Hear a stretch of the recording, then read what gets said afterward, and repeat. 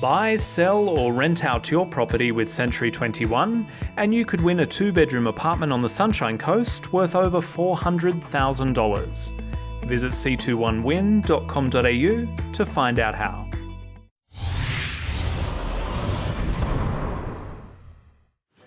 Welcome back to Property Empire. Joining me tonight on the show is Andrew Rechtman from realestate.com.au. We're also joined by Charles Tarbey, Chairman and owner of Century 21 Australasia. Warm welcome to both of you, and Charles, thanks for joining us. Certainly a big weekend with the election. Still so much uncertainty sort of lingering around on the outcome. How did the election affect auctions over the weekend? Well, I think a lot of people were very well aware that the elections are going to be on, so I think people changed a few days. There weren't as many properties to auction, but the clearance rates are still very high. And I'll cover them off a little later on, but if you take some of the auction results out of the equation in parts of Sydney, as an example, there are certain parts that are factored in. If you take those out, the clearance rates in some of the suburbs would have been in the 90s. Gosh. Early 90s. Wow. So it's still very, very interesting. Even though the number wasn't high, it's still hundreds, in the hundreds, the clearance rates are very strong, very strong. Wow, that's fascinating. We'll come back to some of those charts in a moment. But Andrew, we know the outcome sort of, well, we won't know it potentially. Well, I was going to say until sort of later on in the week. If it is a hung parliament, and it's looking more and more like that might be the case, what will that mean for the property market? Because just reading some comments, I mean, some of the headlines, election limbo, bad news for Australia's property market. Yeah, look, I think it depends on who ultimately comes out as the winner of the election. There's a couple of scenarios. One is that the Liberal Party comes back in. Other is that's the Labor Party. Others that we actually don't have a winner and we maybe even go to another election. Negative gearing is probably the topic that's most on people's minds. I think a hung parliament makes it less likely that we'll have change in either direction. So to the extent people are worried about big changes to the negative gearing policy, that probably won't have an immediate impact on the market. So I think that maybe no result is probably as steady as she goes for the property market in the short term.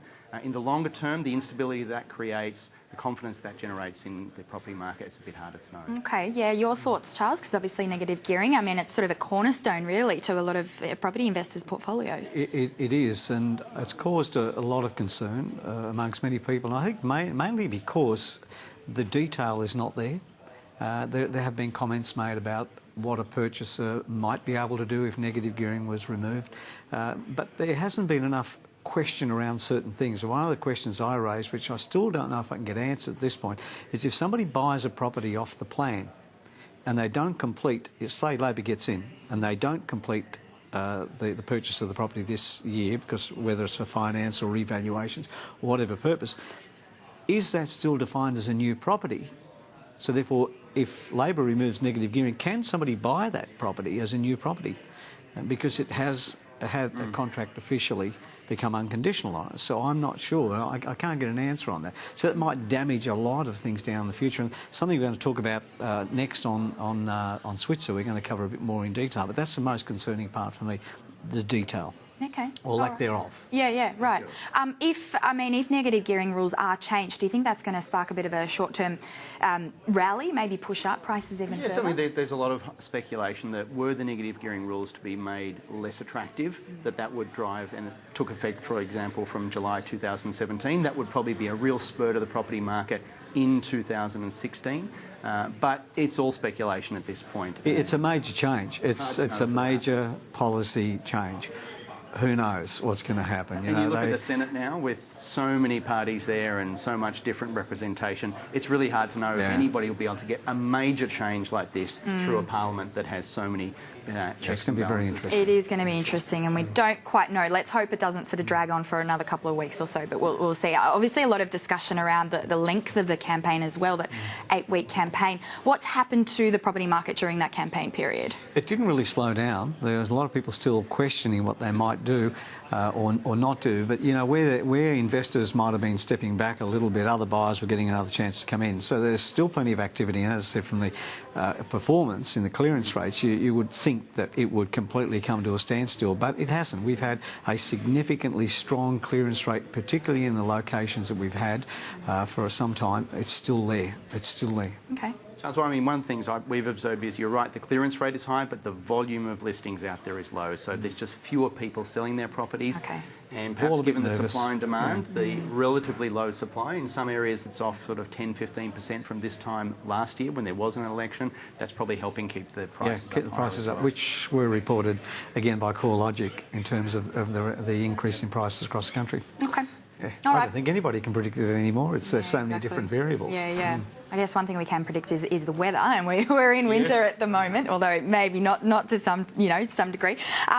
Would it be better for sellers to sort of hold off on selling their properties until the warmer weather kicks in? We certainly think that there's been a lot of sellers holding off selling just through this pre-election period. So generally, yes, you'd say late winter is not a great time to be selling, but there's a lot of pent-up stock in the market. So we're predicting that there'll actually be a fair few sellers coming into the market in late winter, getting ahead of the spring rush. Perhaps, as Charles suggested, with having less stock on the market, you can actually get a good price. So in markets where you know you're going to have a lot of buyer interest, probably not a bad time to be selling in winter.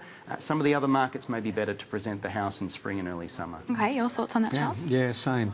The climb in stock should always occur now. It's really strange, but we haven't had a proper real estate weather climate for years. It's just been buy or sell. Get out and buy and sell. Now we're coming back into the winter, spring, summer months, and the traditional cycles are starting to kick in for the first time in probably 3 or 4 years now. Okay, interesting. All right, Charles, take us through what's sort of happening with the property market around Australia. Yeah, the clearance rates nationally was 70.7%, so that's pretty good. Although this time last year they were 78.1%. So they've been higher going back 12 months than they have been for some time. The best performer was Sydney at 80.4%, followed by Adelaide, of all places, 74.2%, and then Melbourne, which usually is battling with Sydney, came in at 71.6%. So those three clearance rates were high, although there may not have been many properties on the market for auction. Still, the percentage rate is strong.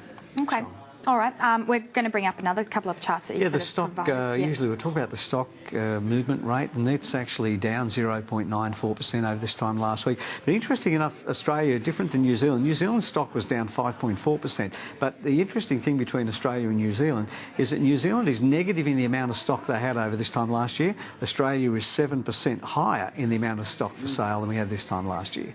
So they're very just across the road from each other, but very different marketplaces. Okay, yeah, and we've got this one on the screen. Homes advertised for sale at the moment. Yes, that's the one, and that's the chart that I was just explaining. Okay. And you can see through that we need more stock coming through, and we should start. So you guys need more stock. It's all part of the process. Yeah, good for the process. All right, let's move on to the next one. Rent movements. Rent, yep, exactly. The best performing capital city of all places area was Darwin, up 0.089%, and followed by the worst performing capital city or state, which was Adelaide at negative 5.54%.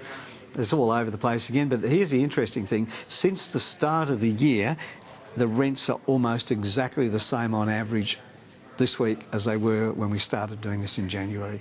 So there's hardly any movement in the amount of rent. Not up, not down. It's almost back to level again. Yeah, very interesting. Is that sort of what you're observing as well in terms of rent movements and so forth? Yeah, absolutely. So we see a lot of stock coming onto the market probably in that early part of the year as people go back to school, come back from holidays. It tends to taper down and quieten down. So stock's low, prices are sort of not moving that much because there's not that much movement in the market. Okay, all right. We've got one last chart there on vacancy rates. Yeah, that's a really exciting chart. These charts are so exciting, aren't they? 1.84% was the vacancy rate for Sydney. Exceptional. That's been great, low for quite some time. Followed by Melbourne at 2.88%. The worst performing capital city has been this way for a long time, has been Perth, 8.5%. I mean, it's been jumping between 6s and 8s. That is really, really high, and that's probably impacting a great deal on landlords at the moment in terms of their pricing. But it's given us an average across those three capital cities of 4.406%. Not bad as an average, but really we need to see Perth start to improve at some point in time. Okay. You're still seeing sort of strong, or a lot of that strong demand from Sydney, Melbourne? Yeah, there's lots of demand in Sydney, Melbourne. Adelaide, as Charles said, is really coming up as a market. For us, it's had a lot more success in the last 12 months. Perth has been a long, slow recovery in the market, and I think a lot of agents, a lot of vendors, a lot of landlords are doing it tough in the Perth market, unfortunately. Okay. Very quickly before we finish up, RBA meeting tomorrow. I mean, a lot of talk about, maybe another cut in rates and so forth. Yeah. That's going to sort of spur more demand in the property market? I hope there isn't a rate cut. That's the best answer I can give you. Okay. Yeah, all right. I hope there isn't. All right, fantastic. On that note, we're going to leave it there. Charles Tarbey, Andrew Reckman, really appreciate your time. Thank you. Thank you. Big thank you to our guests, as we mentioned, Andrew Reckman and Charles Tarbey. Until next time, I'm Leanne Jones. Thanks for watching. The information featured in this program is general in nature and therefore should not be relied upon. Guests appearing on the program may have commercial arrangements with some of the companies mentioned. Before making any investment, insurance or financial planning decisions, you should consult a licensed professional who can advise whether your decision is appropriate for you.